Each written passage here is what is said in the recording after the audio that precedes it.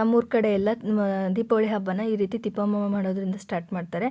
2 ಸಗಣಿಲಿ ಉಂಡೆ ಮಾಡಿ ಅದಕ್ಕೆ ಚೆಂಡು ಹೂವೆಲ್ಲನೂ ಮಡಿಸಿ 2 ಕೊಂಬು ಥರ ಕೊಟ್ಟು ಕೈ ಕಾಲು ಅಂತ ಹೇಳಿ ಅದನ್ನು ಕೊಂಬು ಥರ ಕೊಡ್ತಾರೆ. ಹಾಗೆ ನೀಲಿ ಹೂವು ಮತ್ತು ಸೋರೆ ಹೂವನ್ನ ಮಡಿಸಿ ನಾವು ದೋಸೆ ಮಾಡೋಣ ಅಂತ ಹೇಳಿ ದೋಸೆಗೆ ಸೋರೆಕಾಯಿ ಪಲ್ಯ ಮಾಡೋಣ ಅಂತೇಳಿ ಅದನ್ನು ಸೋರೆಕಾಯಿ ಕೂಡ ಬಾಗಿಲಿಗೆ ಹೊಡ್ಕೊಂಡು ತೊಗೊಂಡೋಗೋಣ ಅಂತೇಳ್ಬಿಟ್ಟು ಎಲ್ಲರೂ ಕೂಡ ಸೋರೆಕಾಯಿ ಹೊಡೆದಾದ್ಮೇಲೆ ಮನೆಯಲ್ಲೆಲ್ಲ ಪೂಜೆ ಮಾಡಿ ನೈವೇದ್ಯ ಇಟ್ಟು ಸೋರೆಕಾಯಿ ಪಲ್ಯ ದೋಸೆ ಮಾಡಿ ಚಿತ್ರಾನ್ನ ಮಾಡಿ ನೈವೇದ್ಯ ಇಟ್ಟ ಇದ್ವಿ ದೇವರಿಗೆ. ಮನೆಯಲ್ಲೆಲ್ಲ ಪೂಜೆ ಮಾಡಿ ಎಲ್ಲರೂ ಕೂಡ ದೇವ್ರಿಗೆ ಪೂಜೆ ಆದಮೇಲೆ ನಾವು ತಿಪ್ಪಮ್ಮಗೂ ಕೂಡ ದೋಸೆ ಪಲ್ಯ ಪಾಯಸ ಎಲ್ಲನೂ ಇಟ್ಟು ಚಿತ್ರಾನ್ನೆಲ್ಲನೂ ಇಟ್ಟು ಪೂಜೆ ಮಾಡಿ ಮತ್ತು ನಾವು ತಿಪ್ಪಮ್ಮಂಗೆ ಇಟ್ಟಿದ್ದಂತಹ ನೈವೇದ್ಯನ ಒಳಗಡೆ ತೊಗೊಂಡು ಹೋಗ್ಬಾರ್ದು, ಅಲ್ಲೇ ತಿನ್ನಬೇಕು. ತಿಂದು ಮುಗಿಸಿ ಹಾಸನಮ್ಮ ನೋಡೋಣ ಅಂತ ಹೇಳಿ ಹೋದ್ವಿ.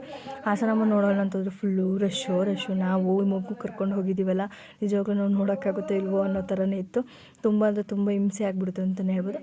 ಆದರೂ ಬೇಗ ಜನನ ಮೂವ್ ಮಾಡಿ ಬೇಗ ದರ್ಶನ ಮಾಡಿದ್ರು. 4 ಗಂಟೆಗೆ ಕ್ಲೋಸ್ ಇರೋ ಕಾರಣ ತುಂಬ ಬೇಗ ಮುಂದೆ ಕಳಿಸಿ ಟೈಮ್ ಆಗುತ್ತೆ, ಎಲ್ಲರಿಗೂ ದರ್ಶನ ಸಿಗೋದಿಲ್ಲ ಅಂತ ಹೇಳ್ಬಿಟ್ಟು ದರ್ಶನ ಮಾಡಿಸಿದ್ರು ಅಂತಲೇ ಹೇಳ್ತೀನಿ. ಇಲ್ಲ ಅಂದಿದ್ರೆ ಆ ರೀತಿ ಬೇಗ ಕಳಿಸ್ಲಿಲ್ಲ ಅಂದಿದ್ರೆ ನಮಗೆ ತುಂಬ ಹೊತ್ತು ನಿಂತು ಮಕ್ಕಳು ಕರ್ಕೊಂಡೋಗಿ ಸಾಕಾಗೋಗೋದು ಅಂತಲೇ ಹೇಳ್ಬೋದು. ಈ ರೀತಿ ಒಳಗಡೆ ಇದ್ದು ಫ್ಲವರ್ ಶೋಸ್ ಎಲ್ಲ ನೋಡಿಕೊಂಡು ದೇವಸ್ಥಾನ ಸುತ್ತ ಪ್ರತಿಯೊಂದು ಓಮು ಪಾಟು ಗಣೇಶ ಎಲ್ಲ ಥರ ಫ್ಲವರ್ ಶೋ ಮಾಡಿದರು.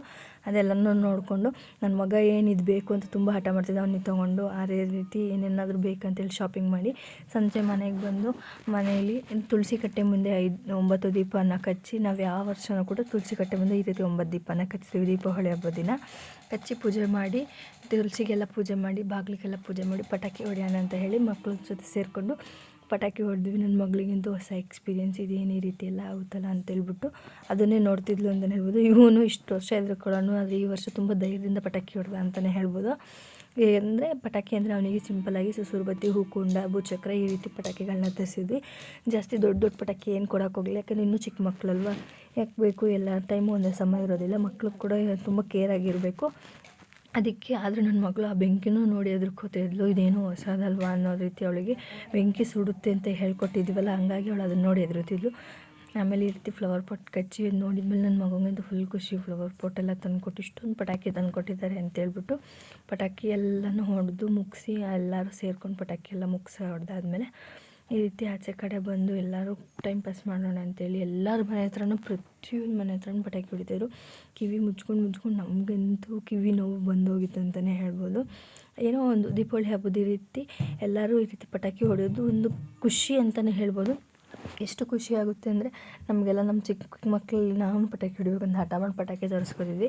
ಇವಾಗ ತಂದು ಕೊಟ್ಟರು ಕೂಡ ಹೊಡೆಯೋದಕ್ಕೆ ಇಂಟ್ರೆಸ್ಟ್ ಇರೋದಿಲ್ಲ, ಆ ರೀತಿ ಆಗಿದೆ. ಆಮೇಲೆ ಈ ರೀತಿ ಮನೆಗೆ ಹೋಗೋಣ ಅಂತ ಹೇಳ್ಬಿಟ್ಟು ಬಂದು ಆಮೇಲೆ ಇವತ್ತು ರಾಯರ ದೇವಸ್ಥಾನಕ್ಕೆ ಹೋಗೋಣ, ಗುರುವಾರ ಆಗಿದ್ದರಿಂದ ರಾಯರ ದೇವಸ್ಥಾನಕ್ಕೆ ಹೋಗೋಣ ಅಂತೇಳಿ ಹೊರಟಿದ್ವಿ.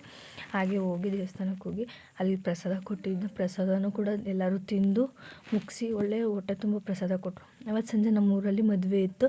ಮದುವೆ ಇದ್ದಿದ್ದ ಕಾರಣ ನನ್ನ ಮಗನ ಎತ್ಕೊಂಡು ಎಲ್ಲರೂ ಹುಡುಗರು ಫ್ರೆಂಡ್ಸ್ ಅಲ್ವಾ, ಎಲ್ಲರೂ ಕೂಡ ಅವನ್ನ ಎತ್ಕೊಂಡು ಈ ರೀತಿ ಕುಣಿಸ್ತಿದ್ರು. ಅವನಿಗಂತೂ ಫುಲ್ ಖುಷಿ, ಇವತ್ತು ಫುಲ್ ಡ್ಯಾನ್ಸ್ ಮಾಡ್ಬೋದು, ಏನೂ ಇಲ್ಲ, ಆರಾಮಾಗಿ ಡ್ಯಾನ್ಸ್ ಮಾಡ್ಕೊಂಡು ಟೈಮ್ ಪಾಸ್ ಮಾಡ್ಬೋದು ಅಂತ ಖುಷಿ ಅಂತಲೇ ಹೇಳ್ಬೋದು. ಇಲ್ಲೊಂದು ಹುಡುಗಿ ಎಷ್ಟು ಚೆನ್ನಾಗಿ ಕುಣಿತದೆ ಅನ್ನೋದು, ನನಗಂತೂ ಆ ಹುಡುಗ ಡ್ಯಾನ್ಸ್ ಮಾಡೋದನ್ನೇ ನೋಡಿದ್ದೀನಿ ಪೂರ್ತಿ ಅಂತಲೇ ಹೇಳ್ಬೋದು.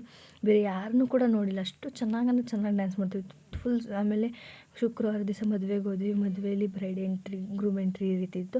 ಆಮೇಲೆ ಊಟ ಮುಗಿಸ್ಕೊಂಡು ಮನೆಗೆ ಹೋಗೋಣ. ಆವತ್ತು ನಮಗೆ ದೇವಸ್ಥಾನದಲ್ಲಿ ಪೂಜೆ ಇದ್ದ ಕಾರಣ ಬೇಗ ಊಟಕ್ಕೆ ಬಂದು ಎಲ್ಲರೂ ಊಟ ಮುಗಿಸ್ಕೊಂಡು ದೇವಸ್ಥಾನಕ್ಕೆ ಹೋಗೋಣ ಅಂತ ಹೇಳ್ಬಿಟ್ಟು ಹೊರಟ್ವಿ.